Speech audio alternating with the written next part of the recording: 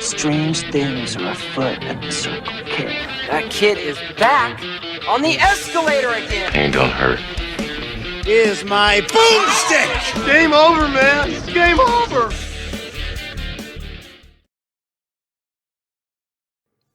Welcome to the Bargain Bin. He is your host, Ben Mason. And he is your co-host, Sandra Luketic. And today we're talking 2015's The Final Girls. We assume if you're listening to this episode, you have already seen the movie. And I don't know how it took me so long to watch this. It had been on my radar for a long time, and I just kind of ignored it. But totally glad I've seen it now. I'm assuming, of course, like every movie I recommend, you probably never even heard of this before, right? That is a very safe assumption, and thank you for not putting me on the chopping block for once. Yes. No, I had no idea. When you told me what the title of the movie was, I had to look it up. I had no idea. And it's a hard movie to pitch to somebody because I don't think there's an easy way to describe what it is or why somebody would like it. But it's definitely something to push on people, I think. I mean, it's a comedy slasher, and if you want to sell it on someone, sell it on the cast. And the cast is amazing. I was surprised when I pulled up the trailer, like I do for any of the movies we're going to review, because I got edited into the next episode. It just kept seeing more faces, and it's like, I actually know these people.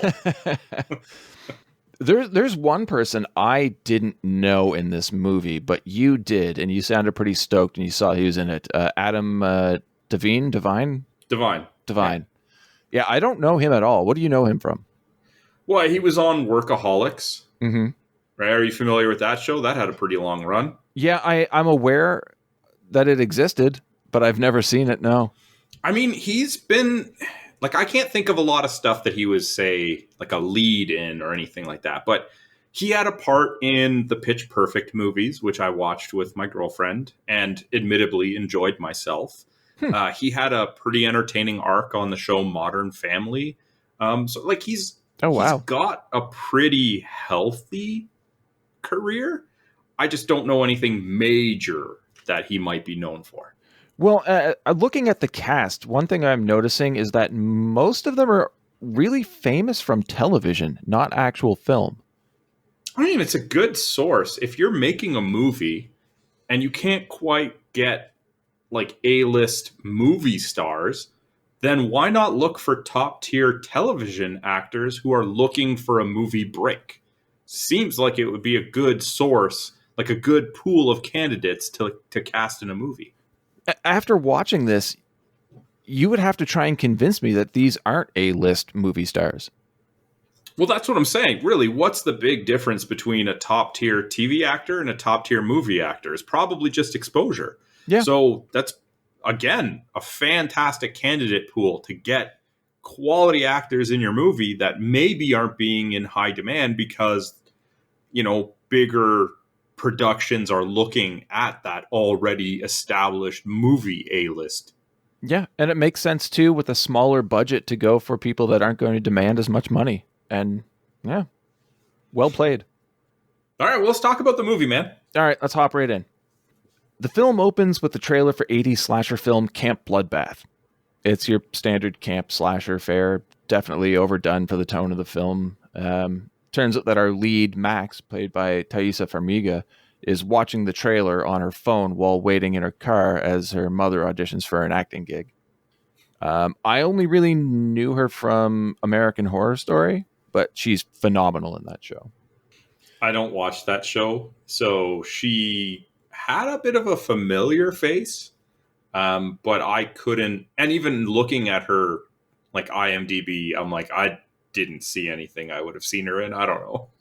Yeah, I think she's been in the shadow of her sister Vera for a long time, but is now kind of coming into her own, which I'm super stoked about. I think she's fantastic. Okay. She examines one of her mother's headshots and resumes. I don't know if you paused to take a look at any of the titles. No, I didn't. Why would I even think to do that until this very moment? Classically bad titles. Although there is one, Chopping Mall.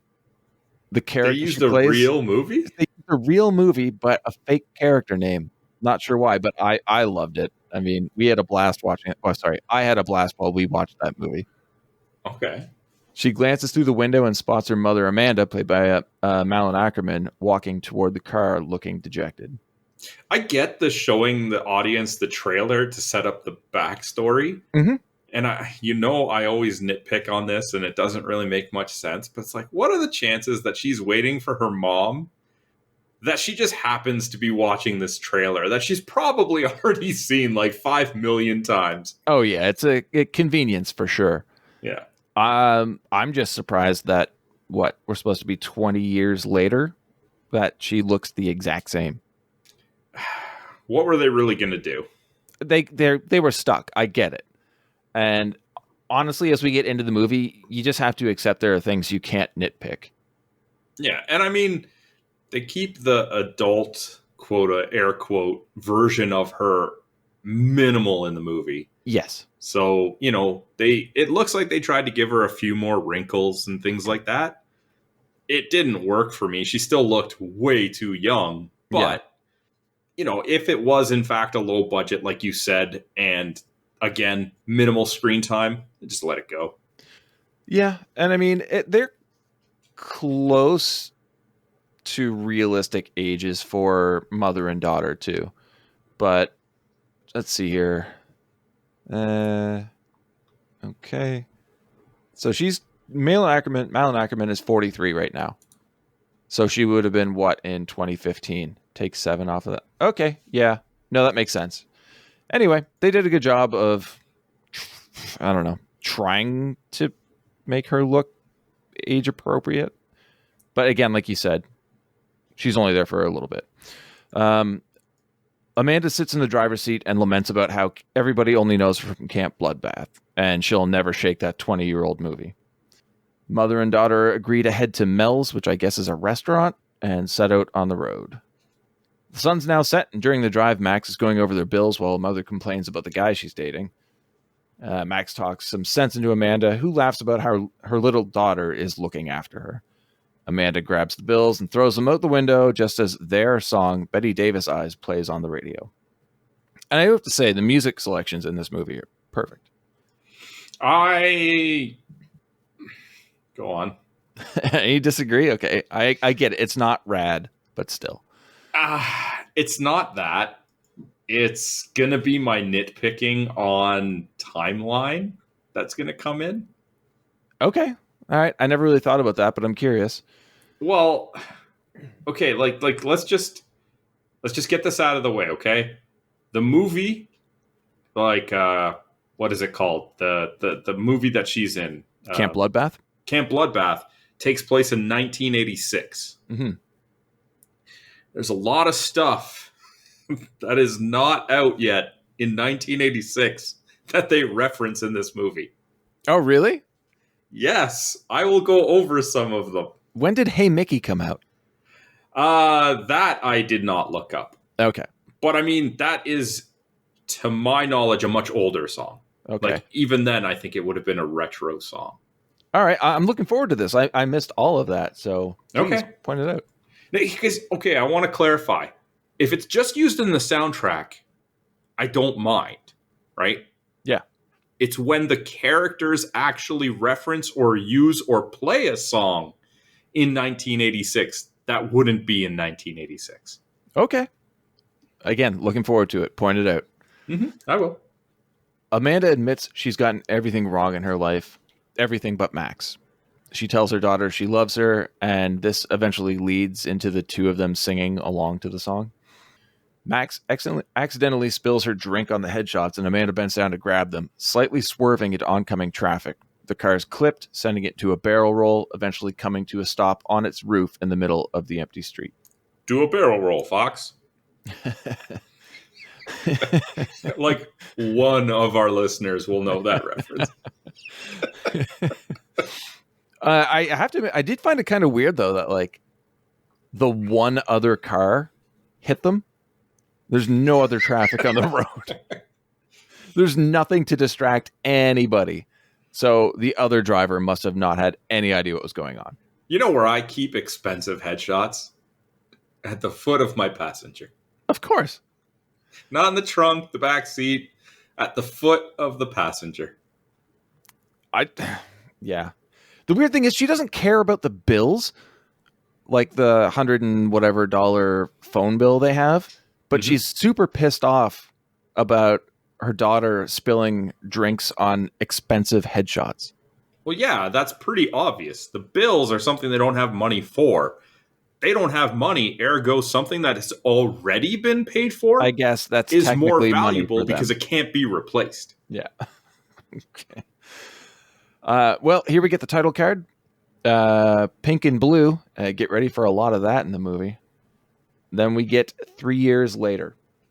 Max's alarm wakes her up at 2:15 in the afternoon in her messy bedroom. She showers and watches old home movies of her and her mother. Max is now living with her aunt, who informs her that her friend Gertie has arrived. Cut to the two friends in the car where Gertie, played by Aaliyah Shawkat, who I believe is from Arrested Development. Correct. Questions Max about Chris, a boy who Max claims she's only studying with as to not flunk classics. Gertie reveals, in fact, Chris recently broke up with popular girl Vicky, who apparently has taken it extremely poorly. If I'm not mistaken, she says a week ago. A week ago, yep. Chris has definitely moved on pretty quickly. And this is high school, university? University, right? I can't tell. Know. I don't know. I was going to say, yeah, it's high school kids. They get over things really quickly. I'm like, You know what? It doesn't matter. No. What I will give this movie, as opposed to a lot of movies we've watched recently, is they don't try to set an age to them so that we can pick it apart. Yeah. Yeah. Good point. Didn't think about that. Because they didn't try to make it out that. They didn't have a 20-something-year-old playing a high schooler and trying to pass it off. They just ignored it, which I think is probably the best way you can go about that. I agree. And I think it's also partially because of the rating of the movie. Like, the studio wanted to make sure that they kept it PG-13. So that takes out a lot of nudity, a lot of blood and gore and violence. So to avoid being picked over too much, eliminating any potential specific age, smart on the writers. Max is obviously depressed, and Gertie tells her that her therapist always tells her to keep on keeping on, which in retrospect doesn't really help her deal since they're a physical therapist. I like that. There's some good jokes in the movie. Does it help you? I don't know. She's a physical therapist. The girls meet up with Chris, played by Alexander Ludwig from Vikings, at a diner, where he quizzes them on Greek mythology. Chris embarrasses himself with some accidental sexual innuendo just as the film nerd Duncan arrives. I love Duncan in this movie. He's played by Thomas Middleditch from Silicon Valley, and he shoves his way into their booth and pleads with Max to get her to attend his double feature screening of the two Camp Bloodbath films. Of course, she vehemently refuses.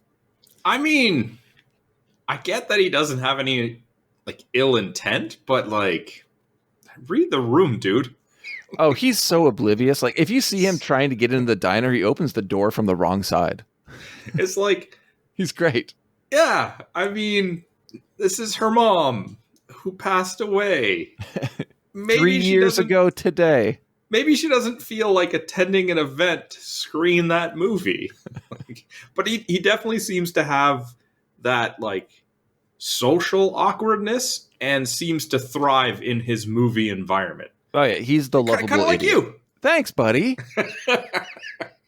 Yeah, a friend of mine and we were going over people we know and who would survive a horror movie, and we agreed that I would probably make it out of the first one, maybe, but definitely not out of the sequel. I wouldn't make it out of the opening credits. You'd be our Drew Barrymore. Yeah, I'm the person who dies in the trailer who's inexplicably not in the actual movie. But you would get main billing, feature billing on the poster. Probably. He says the mathematicians were so excited when he told them Amanda Cartwright's daughter is his sister's best friend. Gertie quickly corrects him with stepsister. Duncan continues his plea, stating he already told people she was going to be in attendance. He quips with Gertie before explaining to Chris what mathematicians are, Camp Bloodbath fans, and then breaks down the story for him, including the demise of Amanda's character. This guy. He's clueless. Mathematicians is a terrible name. I know. I had to think about that for a while too. If I'm not mistaken, he's like, I'm the assistant GM. So you're not even in charge of this shitty group. You're second and in charge. I can't help it, man. I still love him. He's as close to Randy Meeks as we get in any movie. He's charming, for sure. He's just very, very oblivious. Yeah. A furious Max refuses to attend and storms off. Before she can make it to the door, Duncan offers to do all of her classics assignments for the rest of the year. With the offer of graduation hanging over her head, Max reluctantly agrees. Outside the theater that night, Max apprehensively stands across the street looking at the marquee until Gertie spooks her. The friends approach the theater and Gertie jokes about how obvious it is that Chris likes Max. Max denies it and jokes about how he's a giant and she would need stilts to kiss him, but the jokes stop when both are stunned to see that Chris has shown up for the screenings. He says he's there for moral support, but if that's weird, he can leave. And man, Chris is a sweetheart in this movie, I have to say. Oh, man, he had me at that line right there. Yeah, definitely. In the diner, I was like, okay, he's a little bumbly, whatever. But at that moment, I was like, oh, man, if you don't kiss him, I will. Yeah, right? When I saw him the first time, I'm like, it's fucking Bjorn from Vikings. And now I'm like, oh, it's Chris from the Final Girls forever. Yeah, it's a drastic switch from like I didn't find his bumbliness charming in the diner. Mm-hmm. But as soon as he showed up and said the moral support thing, I'm like, okay, yeah, he's a sweetheart. Oh, yeah, he's in. 100%. Gertie assures him that his attendance is appreciated and awkwardly excuses herself from the situation. Chris and Max have a cute moment, and Max admits that it's the anniversary of her mother's death. She obviously doesn't want to be there, but admits that it's nice that she actually gets to see her, even if it's being chased by a psycho with a machete. As opposed to the home movies you were watching when you woke up that day? Yeah, I found that weird too. I guess, yeah, sure. This is your opportunity to see her. I do have to say, though, for a horror comedy, there are some very depressing moments in this movie. Oh, yeah. Heartbreaking moments. Yeah. So don't drag us down already, man. All right, my bad. There's just the tonal shift in this movie, I believe, are intentional, but pretty rough. This moment's broken up by the arrival of Vicky, played by Nina Dobrev. I don't know if you know her. She's from Degrassi, The Next Generation, and Vampire Diaries. No. With her is Tyson, a guy she's using to try to make Chris jealous, but is failing at terribly. Vicky is obviously obsessed, inadvertently admitting to stalking Chris online, then says she'll see them inside. Did you catch her Twitter comment? Nope. Chris is like, oh yeah, so you just decided to show up. You didn't see my post or anything. She's like, no, I don't even follow you on Twitter. Speaking of which, you lost 3 followers today. Oh, yeah, I did hear that line and pratfall, okay. In the lobby, Vicky, Adderall in hand, tells everyone Tyson got super sick super fast and had to leave. She then insultingly asks Max if this event is because of the anniversary. And that felt really out of place to me, because I felt like it was some weird issue between the two that we weren't going to touch on at any point, and we don't for a very long time. So it only really makes sense upon a rewatch, I think. Okay. Chris offers to go get he and Max popcorn with M&Ms, but is cut off by Vicky, who tells Chris what she wants before giving up and just pulling him toward the concession stand. One of my favorite moments, Duncan arrives and asks Max if she'll stick around for the Q&A after the show. She coldly states no, and Duncan agrees to put her down as a maybe. He heads to the screening room, excitedly jumping over the theater stanchions, but trips and crashes to the floor. I laughed out loud, mainly because I have done this exact same thing before. I told you, you're Duncan. Trying to be cool, jumping over that velvet rope, I hooked both feet and just face planted in the hallway. Everyone is now in their seats, and the film begins to loud applause. Max is understandably beset with emotion when her mother appears on screen, but assures Chris she's fine when he asks if she's okay. You do it, Chris. On screen, Amanda's character Nancy tells other camp counselors the story of Billy Murphy. It's the summer of 57. An inner title and a convertible pulling up in front of it tells us so.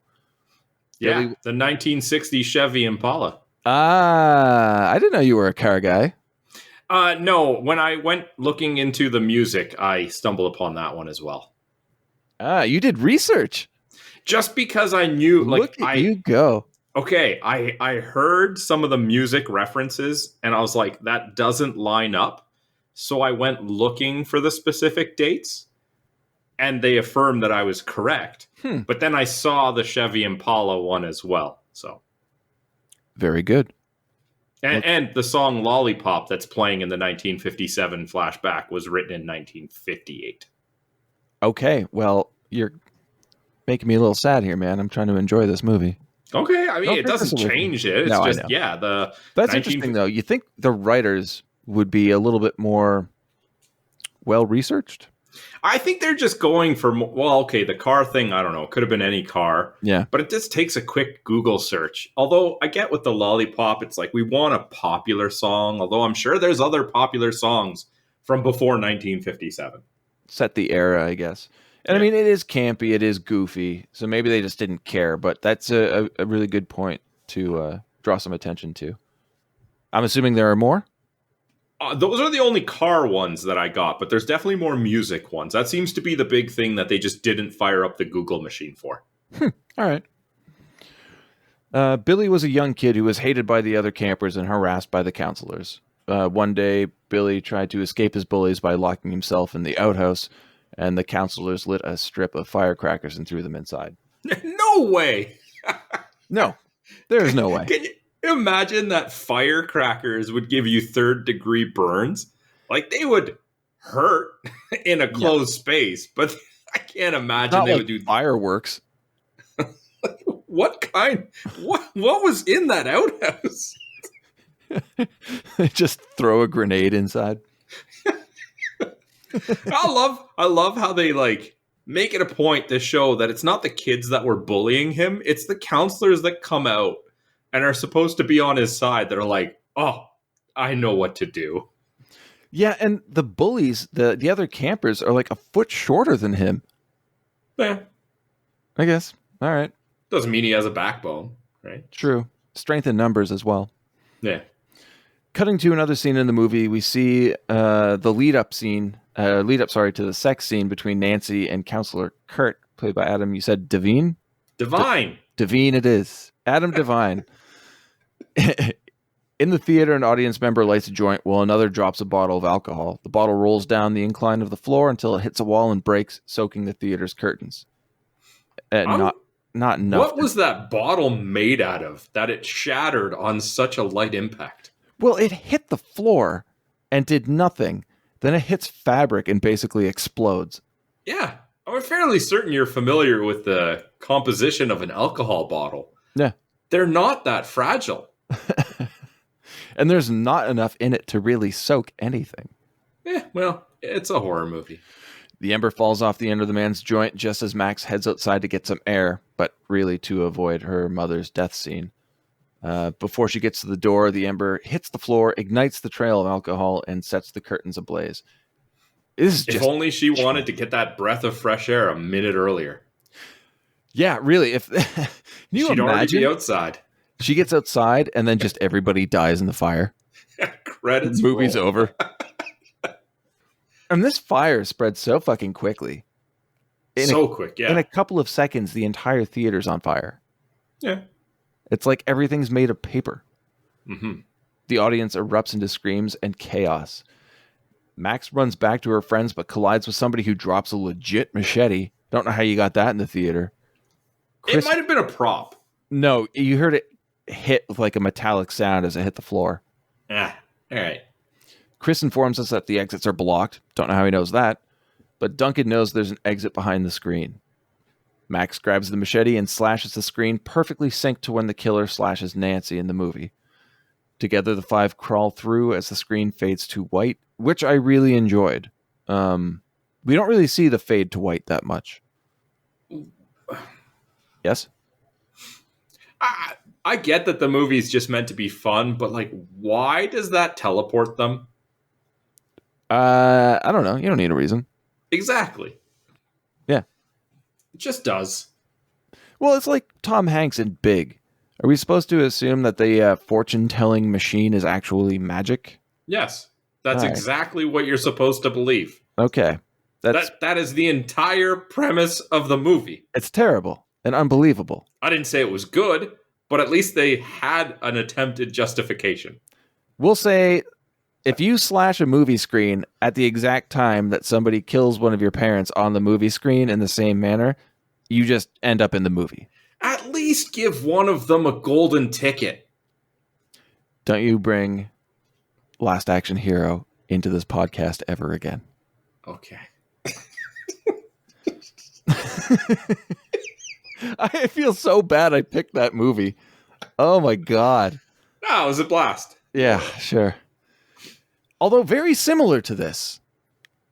I hadn't really thought of that until you brought this up. This is a much better version of that movie.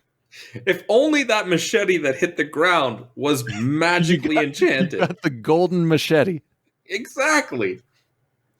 Nick's up in the projection booth, passed out. But yeah, the fade to white thing, the opposite of fade to black, signifies the beginning as opposed to the end, which in this case is the beginning of Camp Bloodbath. Max opens her eyes and sits up coughing. She finds herself in an absolutely beautiful forest setting, oddly brilliant colors. I couldn't take my eyes off the background. It was beautiful. Everybody stumbles out of the woods and converge. They're on the side of the dirt road, and Gertie is first to point out that somebody's coming. The sound of "Hey Mickey" signifies the approach of a classic yellow VW minibus. The vehicle stops next to them, and a woman leans out and asks if they know the way to Camp Bluefinch. Duncan immediately recognizes her, blurts out her name, Tina, then quickly covers his mouth.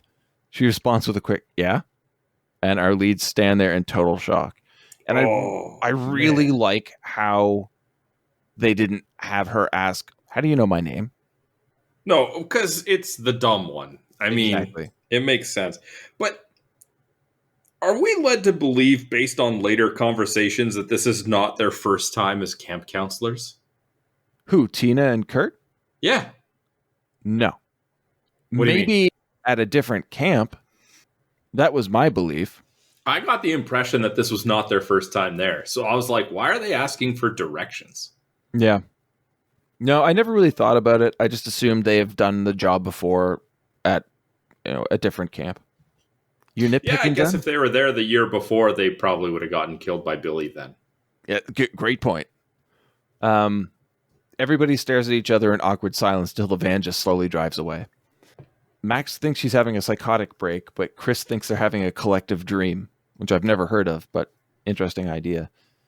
Duncan adds that if that's the case, then there's a really good chance that his father will approach them naked and offer them pecan pie, but don't take it. It is not pecan pie. And then his stepsister throws up. I don't know how many people caught that because she's just kind of off to the side, Yeah. but it is hilarious. I like the pairing of Duncan and Gertie a lot. I wish we saw more interaction between them. For sure. Another intertitle lets us know that 92 minutes have passed. The kids have been walking along the road, and Gertie wonders if they're dead and if this is heaven. Vicky points out that this can't be heaven because Max is Jewish. Maybe it's Jewish heaven. Max notices a yellow VW minibus approaching from the rear, "Hey Mickey" emanating from its stereo. It stops alongside them, and the same woman from before leans out, asking if they know the way to Camp Bluefinch. Chris tells them they just have to keep going the way they're going. The woman thanks them, and the van continues along its way. I like that a lot. Duncan knows something's up and starts the timer on his watch. Another 92 minutes pass. The kids are sitting on the log, and Max is trying to get cell reception. Duncan's timer goes off just as a yellow VW minibus playing "Hey Mickey" pulls up alongside them. Same questions asked, and Duncan admits he knows the way because they're counselors. He'll show them if they give the group a ride. They pile into the van where Tina, played by Angela Trimber, is excited to have so many counselors this year, and when the kids get there, they're going to have so much fun. Finally, we hear from the driver, Kurt, who we last saw on screen in the theater. He asks where the suitcases are because their clothes are disgusting. What does Vicky say? This coming from the guy in a crop top? Yeah. After a few more jokes, they arrive at the camp, and Kurt tells them to wake up Sleeping Beauty. It takes a second, but it soon dawns on Max that this is the on-screen debut of her mother. Everyone turns around to see Nancy, which makes Max immediately tear up. And Nancy then delivers the soul-crushing lines, "First time away from home? It's okay. It's hard to be away from your parents, huh?" Yep. That got me, man. It didn't get me. No, that's fine. You don't have a soul. A few times in this movie, I was stunned. I think this hit me a lot harder than it should for a comedy, but I will just say that I appreciated Fortin and Miller's writing. There were other scenes that got me more than this one. This one was just very, it was a little more nonchalant than some of the other ones. Yeah. But it is one of the first times, which we will see many in the movie, where we realize that Farmiga can cry on the spot. The van drives through We don't know that. Maybe that took like 15 takes. We don't know. God, I hope not, because it happens throughout the entire movie. Oh, well, short production time, so I'm sticking with my point. The van drives through the entrance of Camp Bluefinch, and we get the title card for Camp Bloodbath. Here's a question that came up when we were talking about, or my friend and I were talking about people we know in horror movies. If you had to get stuck in a horror movie, what would it be? What do you mean? Like if you had to be in a horror movie, one that you know exists, if you ended up in a movie, going through the screen and ending up in the movie, what movie would you choose? Man, you can't put me on the spot for that. That takes research.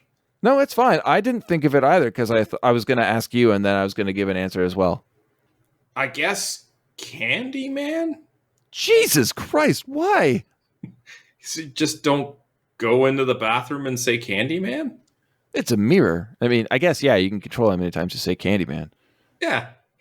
I mean, I guess you could say the same thing for Jaws. Just don't go in the water. Everything's fine. Though you're stuck in 1975, so I don't know if that's any good. I mean, presumably you get out of the movie if you survive, but... You're right. This required a lot more thought. We'll get back to it in another episode. Yeah. Jerk. The camp looks awesome, though. I always wanted to go... Do you ever go to summer camp? Mm-mm. No. I always wanted to because I think it's because I liked slasher films so much. It's almost like an amusement park for me. Yeah, you know they're nothing like that, right?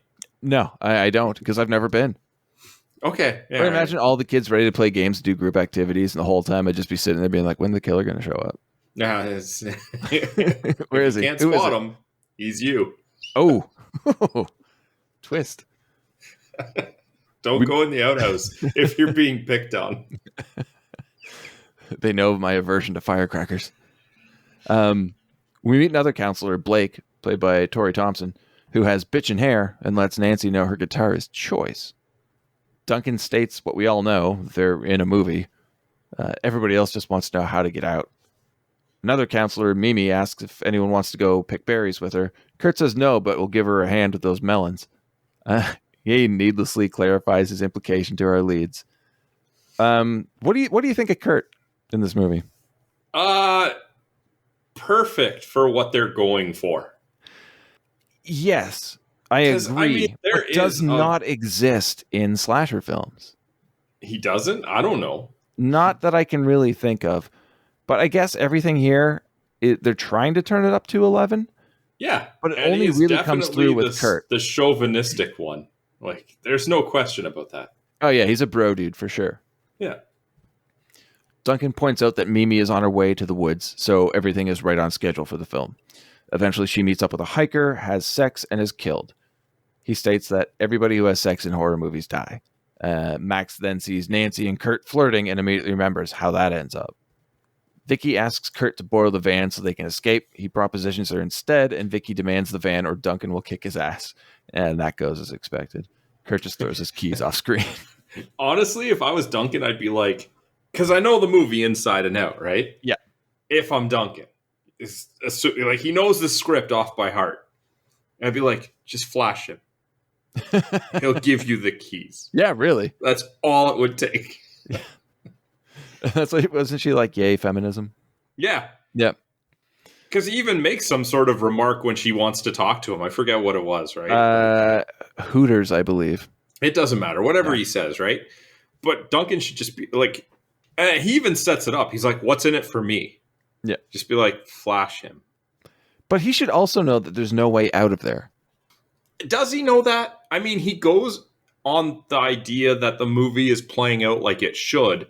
But at this point, they haven't tried to escape. All they've done is walk towards and enter the camp in the van. That's a good point. The first attempt to escape comes a little bit later on. Yep.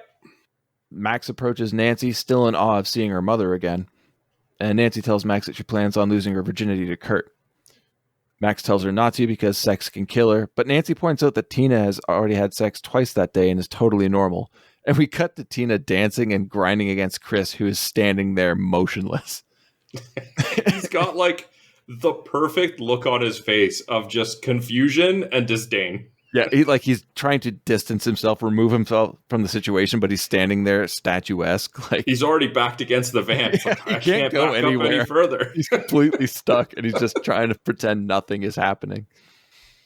Max continues trying to convince Nancy to stay abstinent, but Chris pulls her aside, telling her they have to find the others and get out now. Nancy points out to the other counselors that the new people aren't on their list and ponders where they came from. While looking for Kurt's keys, our lead spot Mimi searching for berries. She's supposed to be in the forest. How far did he throw those keys? Very far. Like a few kilometers? Yeah, it's all I got. Duncan tells them not to disrupt her and they should treat the movie like a nature reserve. Mimi encounters the hiker. As they make out, the five hear the audio stingers of a horror movie score, and Duncan informs them that means the killer, Billy, is near. Does it sound way too reminiscent to the Friday the 13th sound? Oh, definitely. Way too close. I did like, I don't have it written down, but Vicky says something like,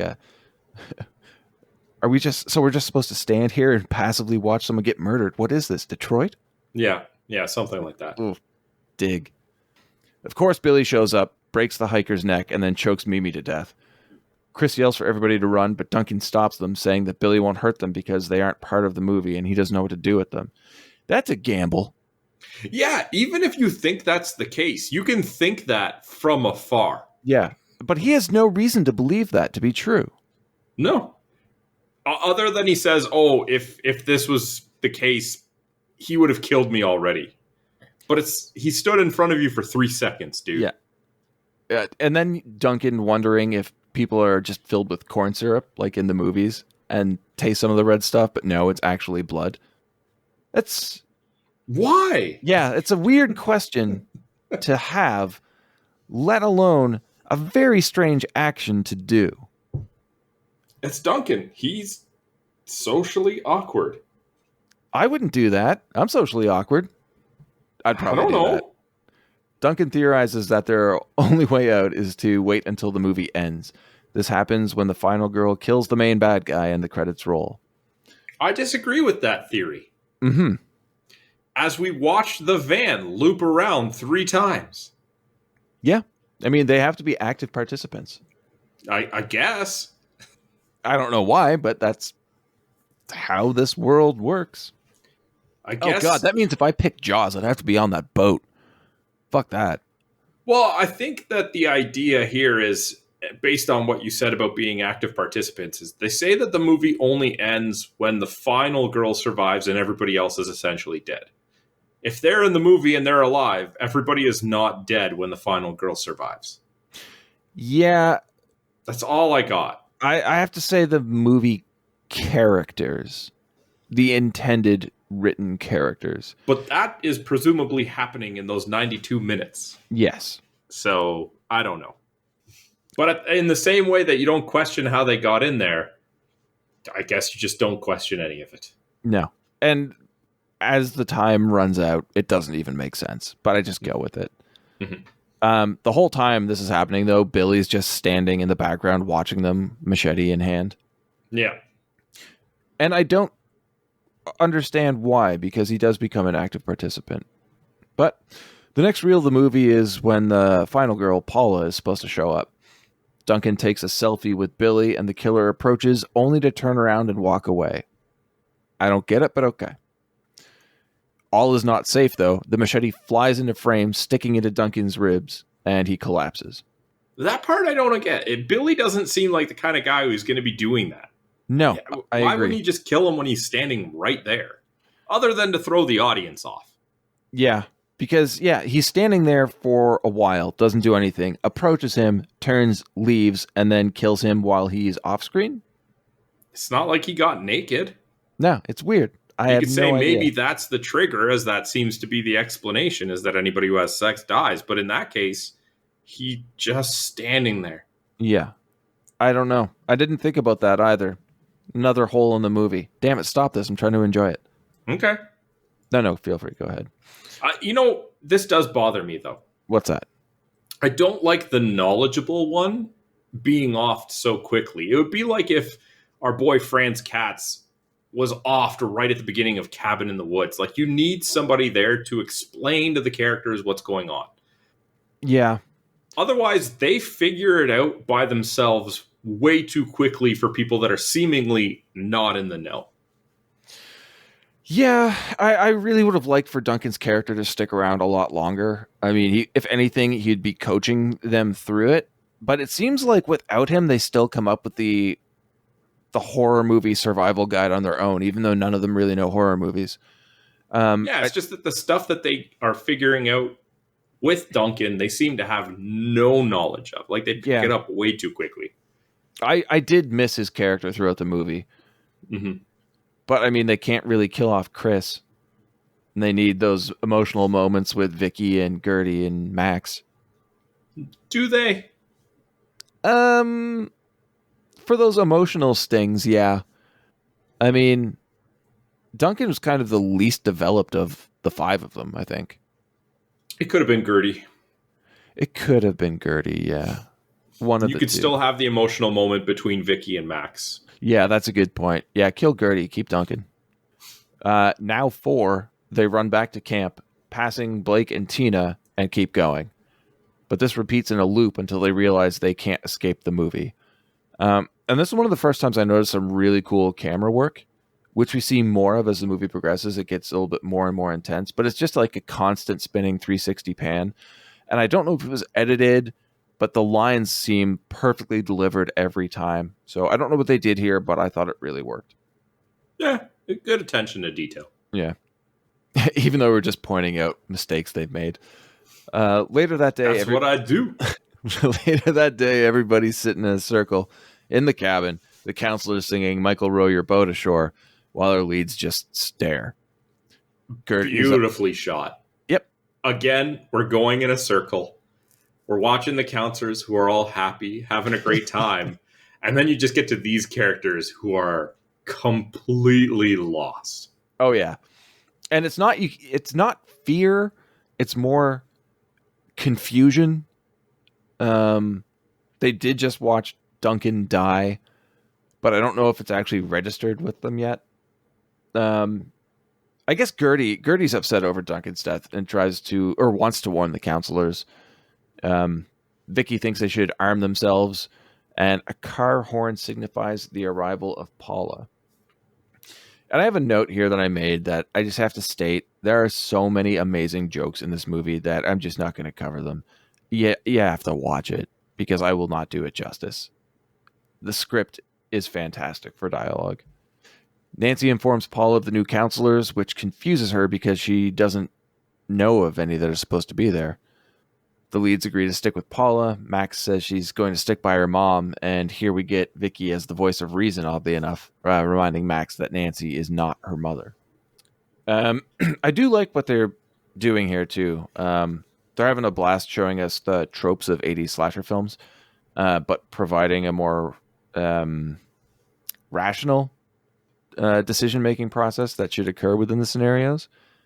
I don't know if it's really happened before. Like, I guess maybe with What's-His-Face in Last Action Hero, where he's calling out everything and saying what was his name? Jack? Who's Schwarzenegger in the Last Action Hero? Slater? Jack Slater should be doing instead of what he's doing. Don't ever bring up Last Action Hero again.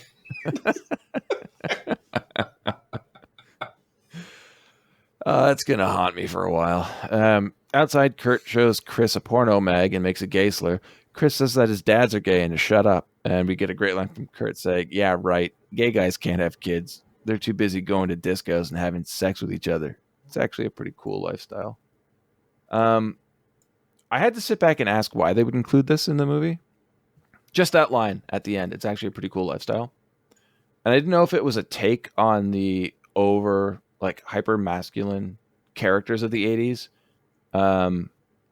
The pressure of like gay men to be macho, staying in the closet, which is very common in the 80s, or if the fact that M.A. Fortin and Joshua John Miller, the writers of the movie, are a gay couple, but it really worked with the delivery of the line.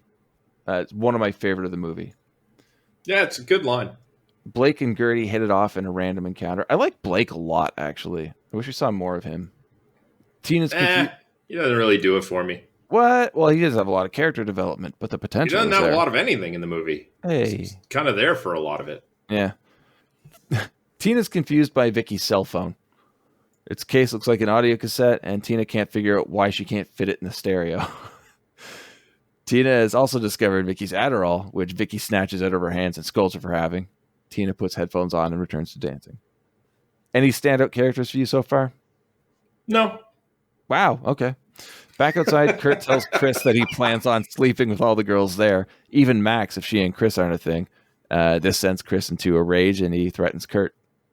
Vicky asks Paula where the chainsaws are because she knows what's going to happen at the camp, and it won't be pretty. Paula stares at her like she's crazy. Well, admittedly, yeah, you're asking me where all the chainsaws and machetes are, random new person. We get more Blake and Gertie flirting. And we're now at the scene we saw in the theater. Nancy's prepping for Kurt to walk into the room, but Max runs in to try and stop her. They have a heart-to-heart where Nancy confesses to just wanting to feel special. And again, commentary here is much smarter than one would expect from a slasher comedy. Kurt enters the room and is stoked to get 2 for the price of 1. Cringy. Chris enters the cabin and hears the audio stingers, prompting him to run upstairs looking for Max. Gertie hears it too and slowly backs against a window, which is a stupid move in a slasher movie. And we see Billy outside. What's the biggest problem with this?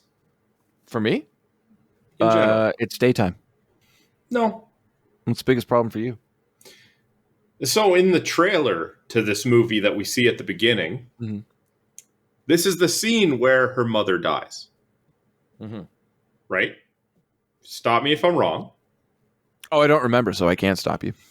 Okay. So in the movie trailer that we see at the beginning and the whole movie scene that Max is going to walk out of the theater from when the fire hits is because I don't remember their names. Adam Devine and her die in this scene where they're about to have sex.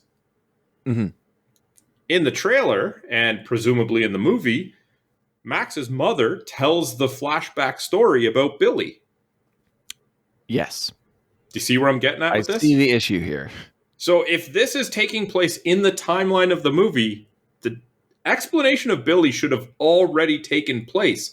Otherwise, if they didn't stop her from dying right now, there would have been no explanation. Come on, writers. No. Let's figure this out. Show me a movie trailer that's chronologically cut. Okay. Well, I mean, she tells them the backstory after this scene. Are we to believe that in the cut, she survives the dying and tells the background story afterwards? I think I might be missing something here. Are you still talking about the trailer where they show... Well, I'm talking about the basic premise of what we're to believe was the original 80s movie. They make it very clear that the mother dies in the scene where she is going to have sex with... Kurt. What's his name? Yes, Kurt. That should have taken place after she told the background of Billy. Because if she dies there... I see what you're saying now. Sorry, I was having a dumb moment. There's no timeline way that it works that she could tell that story afterwards. So when they go back into the movie, the explanation of Billy should have already taken place without them prompting her to do it after Correct. she survived her supposed death. Yes. You've done a very good point at homing in on flaws of this comedy. Yes. You're welcome. Thank you. I really needed that. Man, I don't think you enjoyed this movie at all.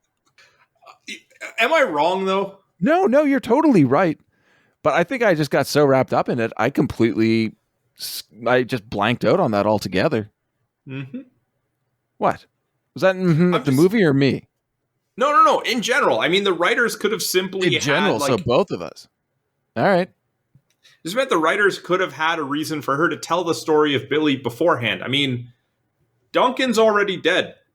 You could have asked them to tell the story based on that. Maybe it would have killed the mood, but it just... Yeah.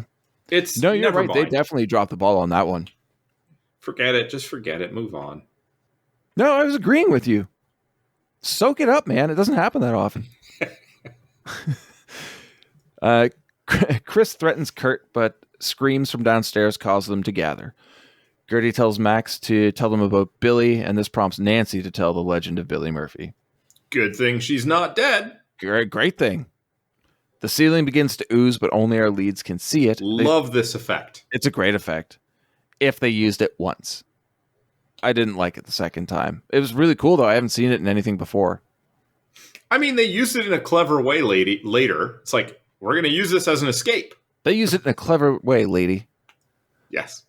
I mean, a lady does use it. Yeah. So, and it is, yeah, you're right. They use it properly in the story, but I only needed to see the effect once. At least the second time it's quicker. It is, yeah. Good point. They soon realize that this is just them transporting into a flashback. We get the earlier origin story where Billy hides in the outhouse. Trapped, Billy suffered severe burns from the firecrackers and ended up in the camp's burn ward. How many summer camps have burn wards? See, the whole thing is, this flashback should have just been left out of the trailer that Max was watching at the beginning of the movie. Mm-hmm. Just have a bit of a voiceover, because now we're just watching it a second time in what should be the wrong order. Like, just don't put it in that trailer.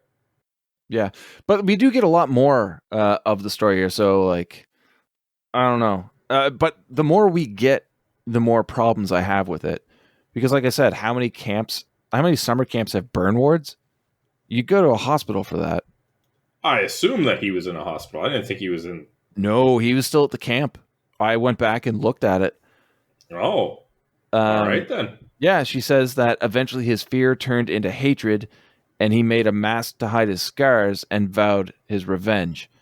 One night he killed 8 counselors, one for each month he was in the ward, and then went into hiding in the woods, waiting to get revenge again. And this is the main problem. He is clearly at camp in this burn ward. So how fucking long does this summer camp run? At least 8 months. At least 9 months. Because it wasn't the first day there that he got burned. All right, then. Doesn't make sense. Oh, but now you're allowed to not make sense? But sure, okay, I can't point it out. Well, I figure we should be on the same page. Okay, fine. So I'm up in my complaint level to leuketic level. Oh, is this going to be a challenge then? No. It was a bluff. Please don't ruin my movie. During the flashback, Gertie gets sprayed with blood, and the blood stays after the story's over. The counselors stare at the blood-covered girl in shock before fleeing the cabin. Paula and Kurt hop in her car and take off. Max tells Nancy, Tina, and Blake that they can't leave, not until Billy's dead. Paula and Kurt almost make it out of the camp, but Duncan stumbles out of the woods, still alive, but directly in their path. The two plow into him, causing the car to hit a post and sending Kurt through the windshield, killing him. Paula screams from inside the car until it explodes, killing her as well. I liked the Kurt death scene. It was visually something. It was comedic, for sure. Why'd you give me hope and bring Duncan back? I didn't like that either. You know what it reminded me of? It reminded me of the father being stuck in the swamp and cutting glass. He was stuck in that swamp for so long. Days. That swamp that was either super close or super far. We haven't determined.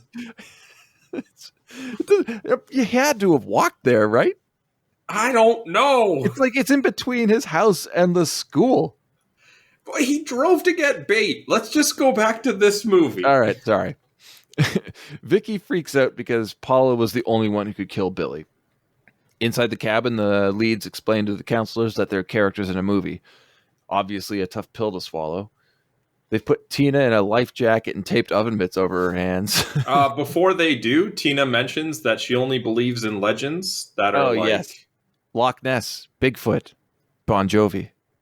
The Legend of Bon Jovi, who didn't release Slippery When Wet until August 1986. August 2086. 2086, yeah. August 1986, the album released. That's fine. Songs come out before the albums do. Is he it a would make legend sense. at that Summer point? of 86. Come on. End of the summer, August 1986, that album released. And he's a legend? Nah. You've already said Tina's the dumb one. I'm surprised she knew what Bigfoot and Loch Ness Monster were. Who goes to summer camp at the end of summer to know that an album that hasn't come out yet is already from a legend? Okay, well, the song would have come out months previously. Well, I mean, it wasn't like it was their first release, but he was like wasn't a legend. What? Wait, okay. What did he release before then? Oh, I didn't look that far into it. Just Slippery When Wet was released in August of 1986. Okay. I'm pretty sure he's not legend status, but on his way. Sure. Like I said, they put Tina in a life jacket and taped oven mitts over her hands to make sure that she can't take her clothes off, prematurely summoning Billy to kill everybody else. Now they have to figure out who the new final girl is. Vicky nominates herself, but Chris points out that she isn't a virgin. Gertie thinks that Max is the only true virgin there. Chris reminds everybody that Billy can only be killed by his own machete, like in the movie. They have to figure out how to get it into Max's hands so she can do what needs to be done and they can all go home. Max doesn't believe in herself, though, so Nancy volunteers. She didn't sleep with Kurt, so at least she can still save herself for George Michael, which I thought was pretty funny. And they even say, don't hold your breath. Yeah. What is that supposed to mean? I'm surprised you didn't look up when Wham got together. Music nerd. Oh, I didn't. No, I missed that one. All right, I'm on it now. I know it was mid-'80s. Formed in 81. Okay, that makes sense. Because my sister tortured me with that fucking album when I was a kid. Debut album in 1983. So yeah, it's doable. Yeah, that makes sense. All right. Vicky tells Nancy that she can't be the final girl because it's not in her DNA. She's the shy girl with the clipboard and guitar who just gets laid and is part of the body count. I mean, harsh. Accurate, but you're saying it to her face. Yeah. Yeah. To a person that has no idea what's happening in their life at that moment. No. That's awful. And realistically, Nancy runs off in tears, followed by Max. They have a very difficult and multi-layered conversation, and Nancy asks if she's really going to die, and Max answers as if she's talking about Nancy and her mother. I know that you don't really care about this writing, but I fucking love it. I think it's great. Nancy wrestles with the idea of never growing up, falling in love, or having kids. She had a dream of graduating, meeting a guy, and having a daughter who she would be there for whenever she was needed. Yeah, man, surprisingly well done, heartbreaking scene. Agreed. Nancy asks what they do next, and Max tells her they fight. Chris, who I never really saw as a jock before, but comes out with like his football play, comes up with a plan to stage a slumber party to lure Billy to the cabin. Operation Booby Trap, Tina as bait. Clever. Yeah. Booby Trap. And we get a montage of setting. Kind of like the joke I would make. That is a joke you would make. Someone stealing your thunder? I mean, I can't make the joke if they say it in the movie first. Feeling a little hurt? Yeah, a little bit. That's okay. Maybe I can get you. I know the next week's movie you'll have some decent puns for. Maybe. I don't have any for this one. That's shocking. You have to have know. some. Right. No, right. I got nothing. Jesus. Okay. It's off-putting. Yeah, it cuts deep, man. Cuts like a knife? No. Okay, sorry. That's Bryan Adams, man. I don't... Yeah, you're What are you right. doing? Nothing well, obviously. Hang your head in shame. I'm sorry. I don't know my 80s fucking rock. Okay, fine. Just move on. Fine. I'm trying. Jeez. I am going to educate myself on Bryan Adams and Bon Jovi. I'm going to quiz the shit out of you, okay? Okay. I don't understand the point of that, but I need to defend myself somehow. The award for things said that will be forgotten as soon as we finish recording goes to bed. What are you talking about? Anyway, back to the movie. Absolutely amazing scene here with Max, Vicky, and Gertie on the dock. And we said we could get rid of Gertie and still have this emotional scene, but the more I think about it, the more I really like her being included here. Also, Vicky starts crying and apologizes to the girls for how she's acted over the last few years. We find out that Vicky felt cut out of Max's life after her mother died and became jealous as Max and Gertie became best friends. But I don't see really how Vicky and Max would have been friends. Like, did Vicky turn into the mean popular girl afterwards? Probably, yes. In right. middle school or something. No. She also states that she's the mean girl in an 80s horror movie that is already half past its runtime, so she knows she's not going to make it. Very self-aware, yeah. Mm-hmm. Tearful trio have a group hug. I have a note. Yeah, it's great stuff, man. All of it's awesome. One thing slashers almost always lack is character depth, and I feel like outside of Duncan, really, they've been doing a really good job of building that while maintaining 80s schlock. A few more jokes with Tina and the cell phone. Chris asks Max how she's holding up and then admits that he's really scared. I just have a note here. Fuck yes, Chris. It's just something we rarely see in horror films is like, are the guys admitting that they're scared? Especially to who I guess we find out to be the final girl. But they're always the headstrong idiots who end up just getting murdered. Tina finds a bottle of Adderall in the life jacket. Why are they there? I have no idea. I guess Vicky hid them? I'm very impressed with her ability to open that bottle with oven mitts taped to her hands. All you have to do is push down and twist. You don't need to grip it. Some of them back then. Oh, wait, no, I guess it's a pill bottle from later on. Had it where you had to line those things up. Oh, yeah, that's right. I guess it's doable, but it still would have been darn difficult. Also, how does Tina function? Like, how has she made it this far? I guess she's a written character and it kind of just exists in the movie. They need bait. Yeah. Another tough conversation between Nancy and Max. Nancy points out that Max's parents must be worried about her. Max says she never knew her father and her mother is away. When asked what her mother's like, Max says she was beautiful and funny and never knew how awesome she was. Nancy calls out the use of past tense and asks how Max's mother died. Just fucking rough. She gives Max a friendship bracelet she made, so Max will never forget her. Max suggests that maybe she doesn't have to stay in the movie. If she never dies, then she'll be around at the end and they can leave together. I know I'll never be able to fully understand the mother-daughter relationship, but good God, it's great writing, man. The moment's interrupted by Gertie, Chris, and Vicky, who inform them that there's a bit of a situation. The problem being that Tina has eaten all of the Adderall. How is she not dead? I don't know. It's a movie. Angela Trimber is great here, though. As Tina, she is fantastic. And I found out, looking some stuff up here, that she took my approach to improv. When we filmed Wow, It's Monsters, I slammed 3 energy drinks. right before we started filming, and that's what she did here. Downed a bunch of energy drinks and then improvised the entire scene of her freaking out. You know, our audience has no idea what It's Monsters is, right? No, it's fine. They don't need to. All right. Maybe down the road they will. It's our little secret.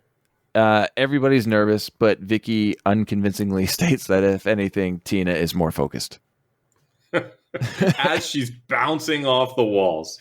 She reminds me of Kelso. You know what? I thought the exact same thing, but I thought it earlier. There's a part where they go out to greet Paula, and she's just kind of staring off into nowhere with a goofy smile on her face. Yeah. And I was like, that's totally Kelso. There's no way she didn't plan some of this character on Michael Kelso. Yeah, I don't know. I see it a lot. Everybody's in place for Operation Booby Trap. Chris tells Nancy to unleash the beast. Oh, this is another music thing for you, isn't it? It's the one that triggered this entire thing. And she drops the needle on the turntable, and we get Cherry Pie by Warrant. Which was released in 1990 and prompted my entire... I didn't have to look this one up.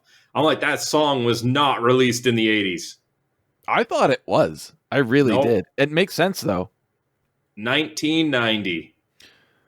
Well, the song starts playing, and Tina begins her Adderall-fueled frenetic striptease in the doorway of the cabin. See, this is where I was saying, if they didn't play the record and the song was just playing as part of the movie soundtrack, I'd let it go. Yeah. But it's clearly that they're playing the record, and that's where it got me. Yep, I can't argue that at all. I say as I'm trying to type it up. But no, there's no way they would have a physical copy of that record. I say physical, like they'd have a digital copy. Get your shit together, Mason. I mean, they honestly could have had like one of the scenes where like Chris is somehow like wiring up the cell phone that they have with them to the speakers or something, because they didn't have. That would be interesting, right? And then not only are they playing a song from the phone, but they're confused because they're like, "What is this song?" Yeah, right. Like think Back to the Future when he plays, Johnny Be Good, right? Great point. The plan works, luring Billy out of the woods, but Tina panics and runs, falling victim to their first trap. She hits a tripwire and falls face first into a bear trap. Ah, snap! Oh, there you go. You got one. Well done, buddy. I love how they pan over to Chris, and the look on his face is just like, what just happened? You ever find yourself in a situation where you can't process what's happening and you just stare blankly, trying to figure it out? He nailed it. She just turns around and trips into a bear trap. It's so unbearable. Oh, God. All right, you got two. Well done. Let's see if we keep this rolling. Trap 2 works, cutting a rope suspending a totem pole from the ceiling. It swings down and hits Billy, sending him into a rack of antlers. Blake goes to get Billy's machete, but the killer isn't dead and takes him out. Why does Blake... Well, first of all, Blake kisses Gertie. I don't know if that's meant to be like an omen of things to come, because she even says like, oh, fuck it, and kisses him. Mm-hmm. But like, Chris is standing right there. Yep. Why is Blake running down to get the machete when Chris is right there? Oh, no, it doesn't make sense. He's already hanging from the antlers. You clearly closed the door right next to him to set that up. Even if he's dazed for like a second and then obviously comes back because of what what happens. Yeah. But like, if he is dazed, that's the perfect opportunity to grab it. You're right there. It just happened. Don't tell Blake. Was it Blake? Blake? Terrible with these names. Blake. Don't tell Blake to come down here and grab the machete from him suspended on these antlers. Don't pass the buck like that. All right. What? All right, terrible pun aside, the point still stands. Chris could have literally just reached over and grabbed it. Honestly, if it weren't for him closing the door to expose the antlers mounted on the back, I would be okay with it if he was still just staring at the bear trap. Yeah, but he had to close the door. Exactly, So, for the trap to work. We do get some more amazing camera movement, though, where I believe the camera is going directly towards Max, but rotating 360, just spinning as it approaches her. So I looked into how they did some of this stuff, and apparently they needed a cabin large enough to film these like cranes and with cranes and do these stylistic shots, but no structure at the camp was big enough. So they ended up building one that could contain the cranes, but didn't have enough budget left to tear the building down afterwards, as they'd like been, planning throughout the shoot. So they just made sure that the building was structurally sound and left it for the camp owners to use. No, that's kind of nice. Yeah, it's pretty cool. I think my interruption caused us to glance over that Blake did get killed by Billy. I know we implied it, but I think I made you kind of skip that part of the notes. Oh, yeah. Blake doesn't make it. Mm-hmm. He gets slashed real good. Mm-hmm. Max, Nancy, and Chris hit Billy with flaming arrows with lit marshmallows, and he keeps advancing. Everybody runs upstairs. The next trap fails. Gertie and Vicky get pinned under a bookshelf while the others escape through the window. Billy kills Gertie by stabbing her through the bookshelf, and Vicky sacrifices herself to set off the trap, creating a fireball that engulfs the top floor of the cabin. And of course, Billy survives. I mean, not even a scratch. No. Just, I really have to say, I hate that fucking mask. It's a bad mask. I hate it so much. It only makes sense because he's a child when he made it. I almost got like a feeling like they were trying to go for almost like an Aztec look with it. Yeah, but done really poorly. It's so bad. I don't know. It's really bad. I hate it. That's one thing. The few times I've watched this, every time I see him, like, that's just, it doesn't fit. Yeah. Billy jumps through the window and pursues our survivors in an acknowledged slow motion scene, which again I have to bring up is beautifully shot for a chase scene. Like, it's actually my desktop wallpaper now. Oh, wow. Yeah. Billy catches up to them, and Max gets Nancy to retell Billy's origin story, starting a flashback to occur and getting them out of harm's way. See? Clever Smart. use of it. Yeah, that's smart.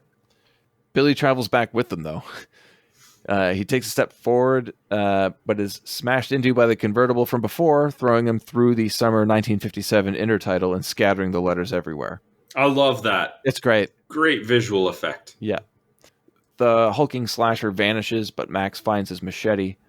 They see young Billy escape the outhouse and follow him into the woods, arriving at a cabin Nancy has never seen before. Well, how could she see it? This is their first time at that camp. Yep, exactly. The slasher returns, and they end the flashback to escape, but Billy is there when they return again. He stabs Chris and abducts Nancy. Max helps Chris hobble to the chapel and tries to bandage his wound with her shirt. I didn't even notice a chapel beforehand. He tries to convince her that Nancy's dead and that she's supposed to die. She's not real. Max refuses to believe him and sets out to rescue her. You know what I really wanted in this scene, just to add a lot more like weight and power to it? What's that? Is if he said, she's already dead, she's supposed to. And then he said something like, we're all supposed to so that you can survive. Like acknowledging himself having to die too. But he doesn't. He doesn't, but none of the movie Nancy's not dead like he claims either. Yeah, no, I know. I'm saying, like, he doesn't have to die for... Well, I mean, when they're talking at the very beginning in their little, like, yellow van time warp, Duncan says, when the final... Or not during the van, during the berry-picking sex scene, that... Sounds hot. Yeah, that the final girl has to survive when everybody else is dead, right? So... Mm-hmm. All right. I'll go along with that. Completely untrue, though, when you look at slasher lore. Yeah, but I mean, I'm just going, like, I'm assuming they're going based on what info they got from Duncan and building on top of that.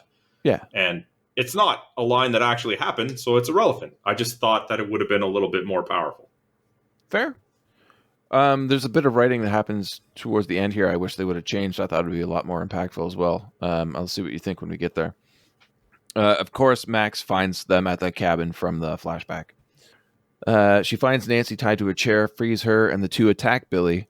The villain throws Max to the ground, pulls a knife. I don't know where the knife came from. I guess he just carries it with him, and stabs her in the stomach. Nancy grabs the machete and drops the big man. Nancy helps Max back to the chapel where Chris is near death. I would have liked it if they got back and he was already dead. Because he says earlier when she helps him into the chapel that he doesn't want her to go because he's afraid of dying alone. Yeah, that was a powerful line. It was. It really was. And it made me love Chris even more. But if that is what they walked into, the emotional impact that would have on Max would be crazy. Max knows she's dying. Nancy says it's because she isn't the final girl yet. She's accepted herself as a character in a movie and knows what she has to do. In a rather emotional scene, Max breaks down crying, telling Nancy she's her mother and just wants to save her. Nancy says Max won't lose her because she isn't lost, and Max knows right where to find her, but at the same time has to let her go. Max finally gets to say goodbye to her mother, and Nancy walks outside knowing Billy will kill her. To lure him in, she unbuttons her shirt while dancing to the tune of Betty Davis' Eyes. See, that is a perfectly fine use of the song. Yeah. Even though Betty Davis's Eyes might have been out earlier, it's not actually playing in the movie. It's just playing in the movie's soundtrack for us. Yeah. And it's a good emotional connection. Yeah. That is a forgivable one if that song wasn't already. I don't know how old that song is. I didn't look it up.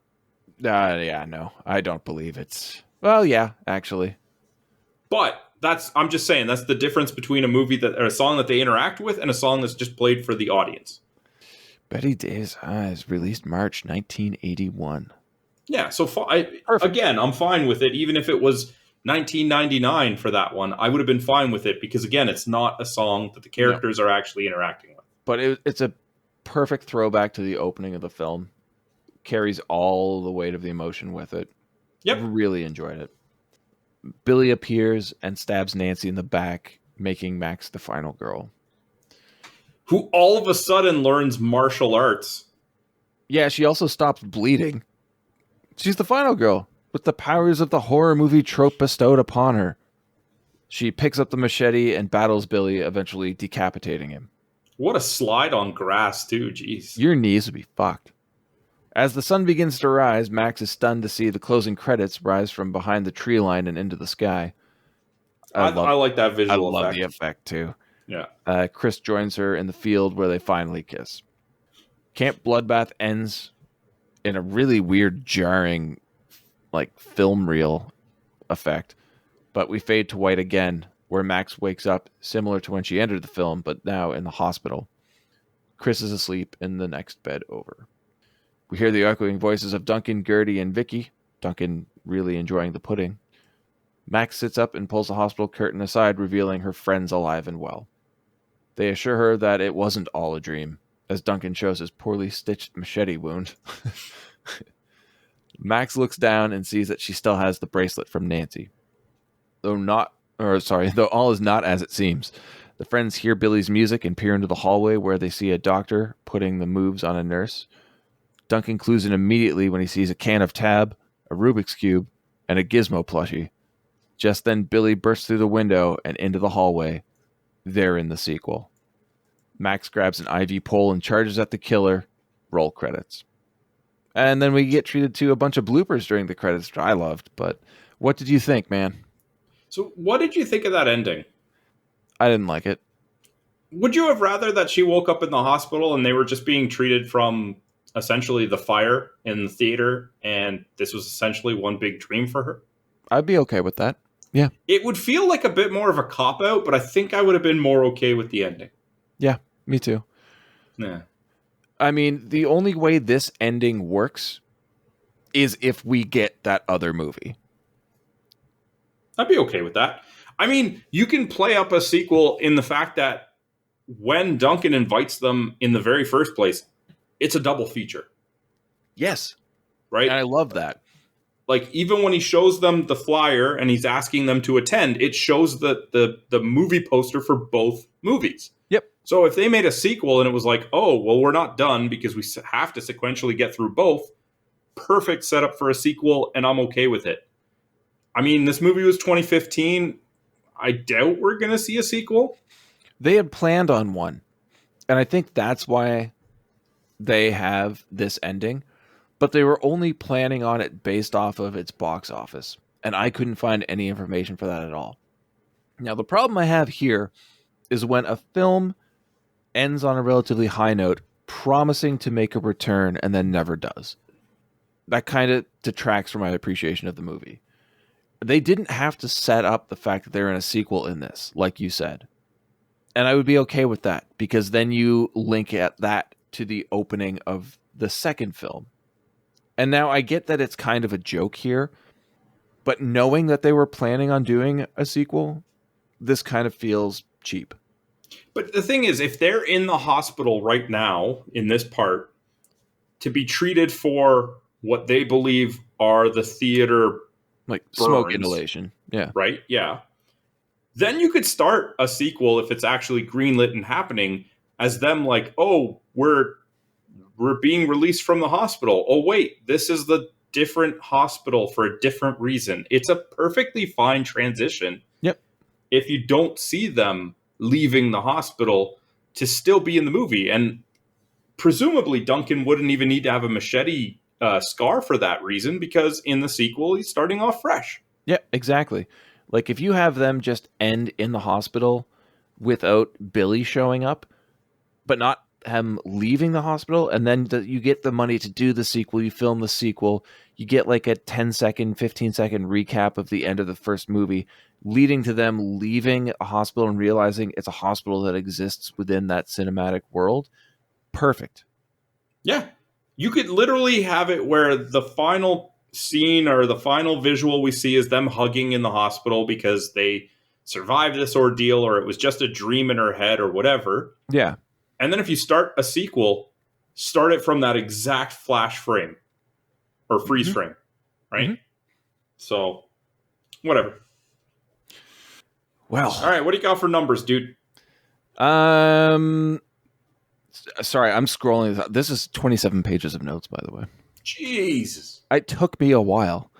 Yeah, I just want to say it was actually directed by Todd Strauss-Schulson. Mainly because he is directing the upcoming Rabbids film based off the video game series.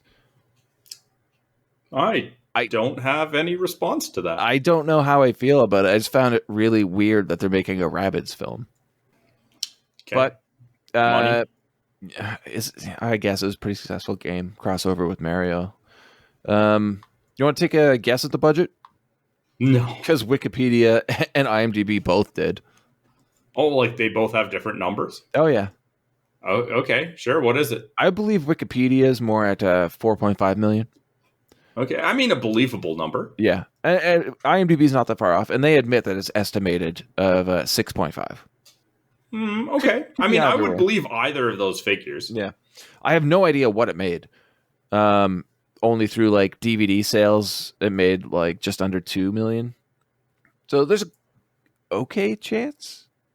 Did it even get a theatrical release? I don't even remember. Limited. I'm pretty sure it was streaming. I don't even remember hearing about this one. Yeah.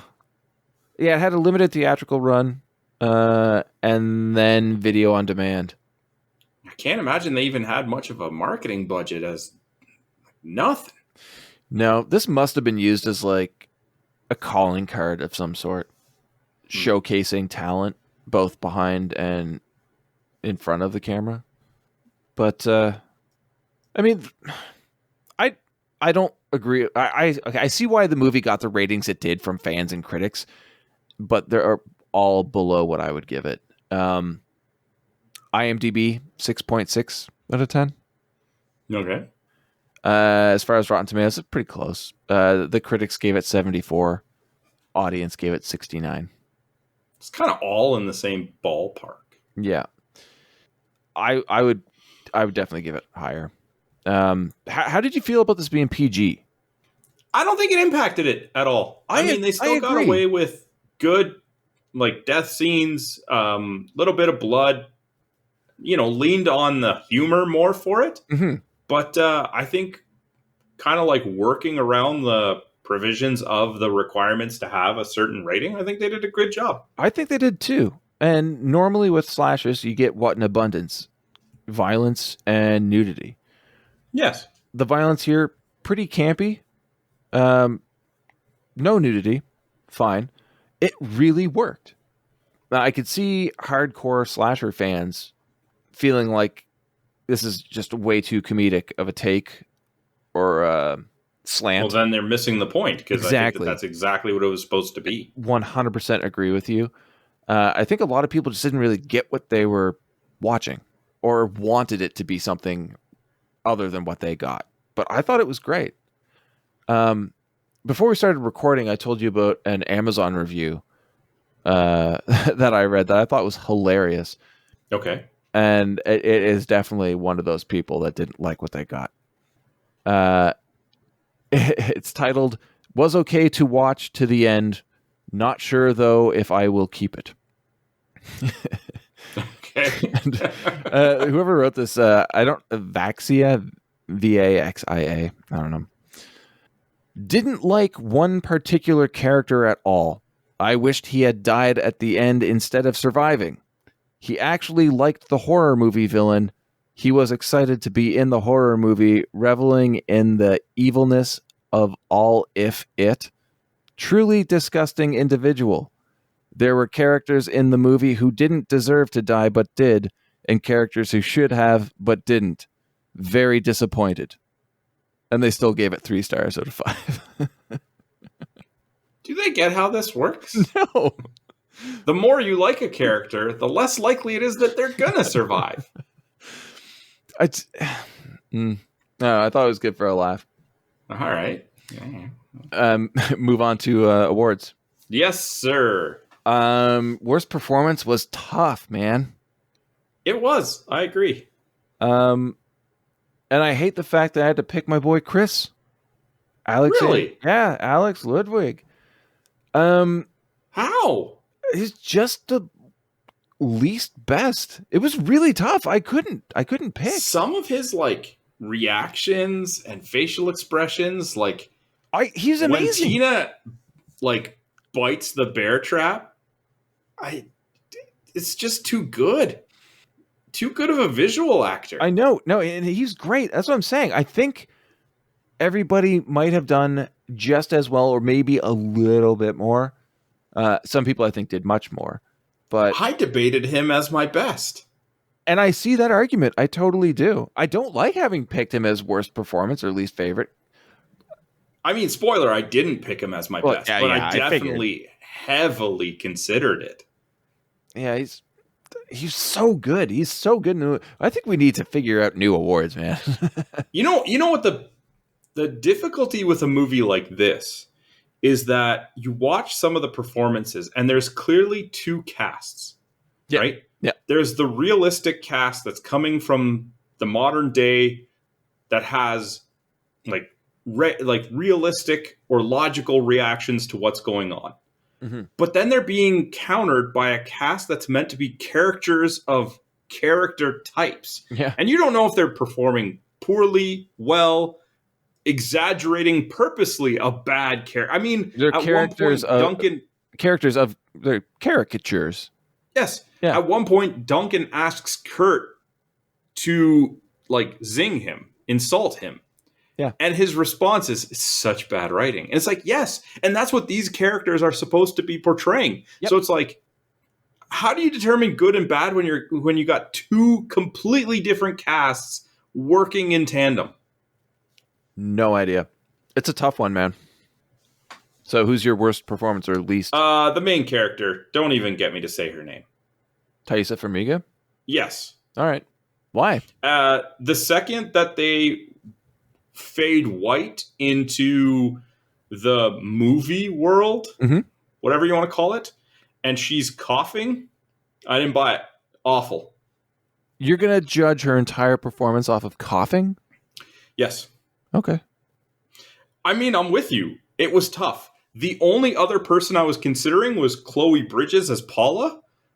Yeah, because I thought she was by far the worst out of anybody in this movie. Yeah. But she's not in the movie for more than a few minutes. Yeah. I don't think she's on screen for a full minute. So, yeah, but the time that she's on screen, when she's staring at Vicky as she's, spiking the punch and Vicky's asking for all the machetes and she's got her mouth hanging open, I just want to slap her. Like, do better. Okay. But she's not in it enough. So it's that person. All right. Best? Thomas Middleditch as Duncan. I would have loved to see way more of him in this movie. And if you said that that's cheating because he's kind of off early and not in it enough, I would have said Alexander Ludwig, but I'm going with Tom Middleditch as long as that's allowed. Oh, yeah, definitely. I really wish we got more of him. I really, really do. He's a very talented actor. He's an improv actor, too. So, but hey, he's cast in the perfect role, too. Do you think Fran Kranz would have done better? No. Really? Okay. I think that Fran Kranz, name is also a bit of a tongue twister. I think he does this type of character better in a more subtle light. Okay. Where the character of Duncan is absolutely, he's the most caricature of the realistic characters. Yeah, good call. Yeah, so, you're right. I mean, absolutely can see if you were going for a bit darker of a take of this idea of being sucked into an old slasher movie without as many comedic undertones, that he might be a better casting choice. But for this light, I would stick with Thomas Middleditch. Very good. Yeah, he was great. Who did you have for best? It was a tough one, and I picked your least favorite. No way. Taissa Farmiga. You failed that one. No, she's great. She was absolutely amazing as Max Cartwright. Sure. Yeah. You judged her off of a cough. It wasn't just the cough. Great. I wasn't super impressed with the rest of her performance, but on my second viewing, when I saw that cough, yeah, I was like, yeah, it's decided. But all the scenes with Max and Amanda or Max and Nancy were very, very well done. She was given a lot of emotional weight to convey on screen. I feel like she did it perfectly. Most of it was just her sitting teary-eyed while Nancy did all the talking. Yeah. I almost picked Angela Trimber as Tina. See, and that's where the debate comes in, because she's meant to be that ridiculous. Right? Yeah, but she played it so well. She played that character perfectly. So how can you pick her for worst performance? She did what she was supposed to do. But she's not I wouldn't say she's the best or favorite, because we're going with best or favorite, right? I don't even know anymore. Yeah. But I don't think, if she got more screen time, I think it would have been annoying. Yeah, but that's why she's in there just the perfect amount.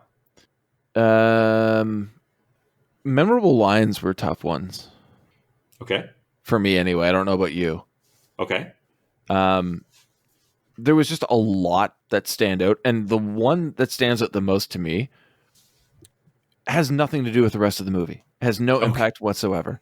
Okay. And it's Kurt to Duncan at the camp, where he's like, I liked you when you were laughing at my jokes. Now I just think you're weird. And I don't know why it's completely inconsequential to anything else happening in the movie. It's just the delivery sticks out in my head. Yeah, I mean, Adam Devine is so over the top in this. Yeah, he's great. But I'm surprised. I mean, I feel like there's a lot more lines that you would have leaned towards and even hinted at as we were talking about the movie. So I'm a little surprised. Yeah, it's not favorite. It's most memorable, because when I think of this movie, I just think of that scene. Okay. Well, that line, not that whole scene. Okay. What you got? I'm breaking rules here. And I can't help it, because my line came shit on me anymore for this then. My line came from the blooper reel. Oh, that doesn't count. I can't help it. From this moment on, if anybody even mentions this movie, I'm going to think of a line from the blooper reel. I can't help it. I wanted to pick other ones. I really, really did. And I'm like, you know what? I'll let Ben get mad at me, because I I gotta go with this line. It's not Kurt, is it? No. Okay. No, it's actually Duncan. Oh, yeah. There is an outtake where Duncan says, and it's I don't know if I would have loved if it was actually still in the movie. It's in the hospital scene at the end. Mm-hmm. Pardon? I'm like, does it include part of the title? Yeah. And he says, ever since I was a little boy, I've dreamed of being the final girl. That's great. That made me laugh a lot. There was other lines, when Kurt and Chris are talking, and Kurt is talking about how, like, oh, if you're not dating Max, I wouldn't mind bench pressing her with my dumbbell. Yeah. And Chris grabs him in like a headlock, and he says, if I see your dumbbell even do so much as take a Pilates class, which wouldn't have existed. And Kurt's like, what? What is that? But that outtake was just too good. Yeah, it was really good. In one of the outtakes, Kurt also mentions Bad by Michael Jackson. Yeah. Which was not out until 1987. There you go. So it's a good thing they cut that. Yeah. I'm sorry. I know it's a cheat, but I sat around. And by the way, if anybody does watch the movie, stick around for the blooper reel. The bloopers are great. There are so many lines in that blooper reel that I'm like, these should have been in the movie. They were some of the best lines. Yeah. I think the thing was a lot of them were probably improv, and they just didn't know how to properly put them in there. Oh, definitely. You see Ludwig crack up a few times. Yeah, for sure. Memorable scene?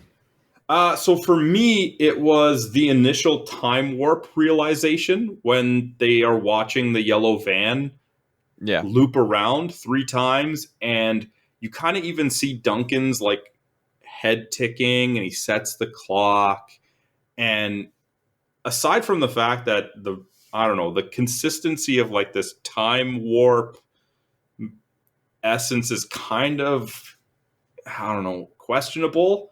Aside, I thought that was just a great way to set up the tone of the movie. Yep. And it helps that you got this bright yellow van, this like lush, colorful landscape, precursoring them being like eternally stuck in a slasher movie. I don't know. It is very good. Beautiful.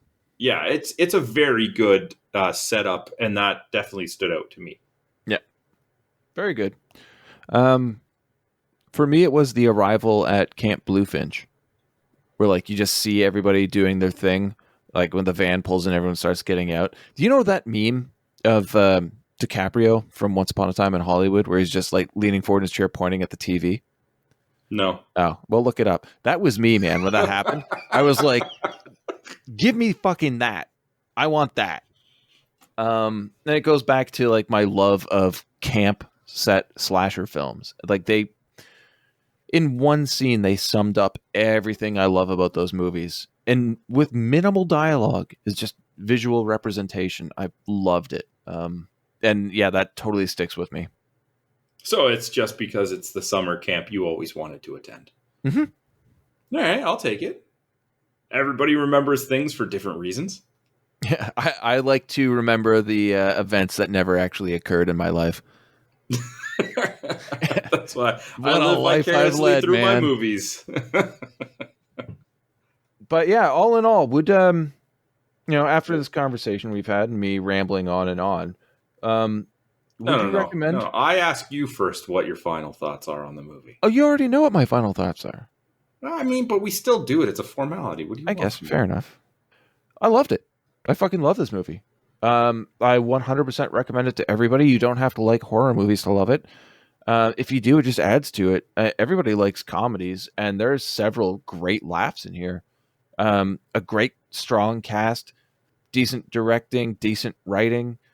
It's fun. It's a quick 91-minute runtime. I thought it would be 92 since, 92 for Camp Bloodbath. But it's awesome. I loved it. I don't own it, but I will soon.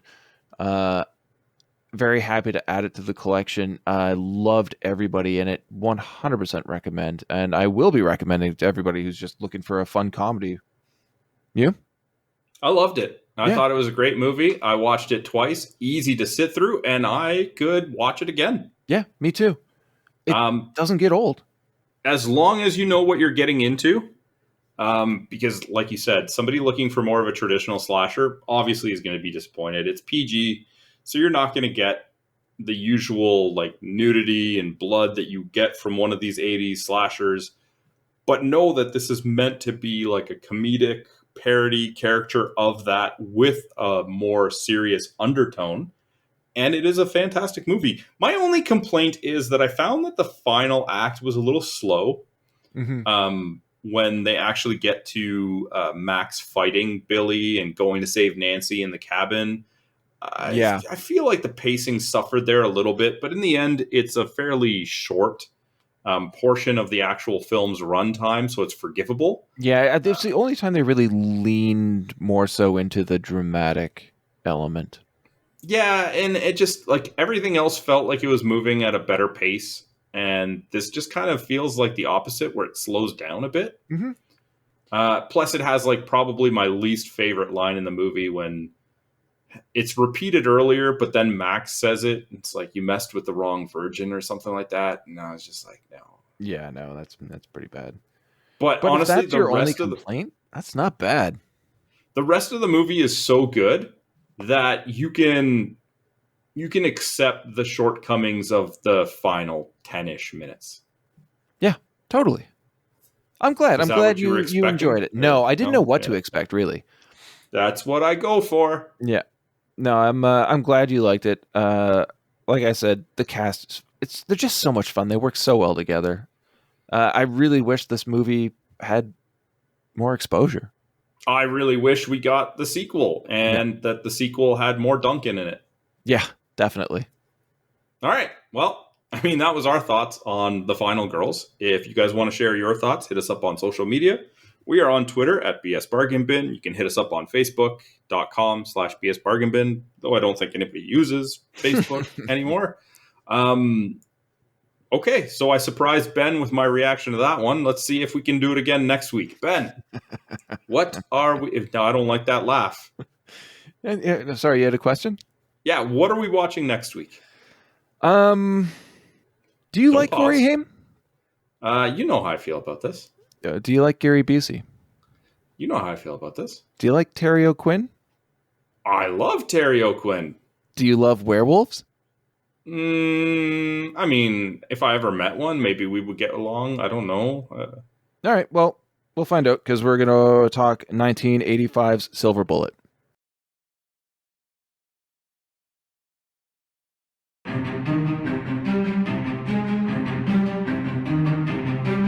I gotta talk to you. You won't let go of it, will you? I saw what I saw. Psychotics are more active when the moon is full. And this guy's a psycho. When they catch him, you're gonna find out he's just as human as you and me. You have got to get this idea out of your head. There are no such things as werewolves. The Bible tells us to fear the terror of the beast. I am scared to death. What are we gonna do? I think I know. I want you to turn this into a silver bullet. Heck, you're gonna shoot a 44 bullet at anyway. Ain't not a silver. How about a werewolf? The moon is full. You better watch it. I think he's going to come after me. Are you ready? You see how all things serve the will and the mind of God. You see? You meddling little... Help me, please!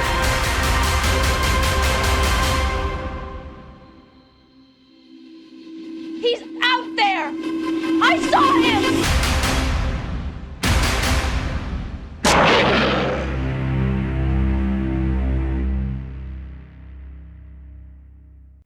All right. Until next week, have a good one, guys. All the best, guys.